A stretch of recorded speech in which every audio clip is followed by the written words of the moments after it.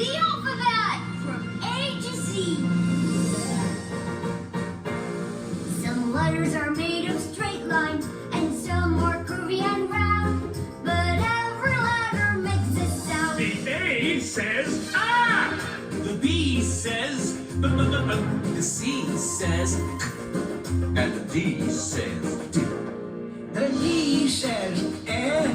And the F says f. The G says g. And the H says The I says ugh. And the J says j. the K says k. And the L says oh. The M says And the N says The O says And the P says The Q says quo. And the R says The S says And the T says t.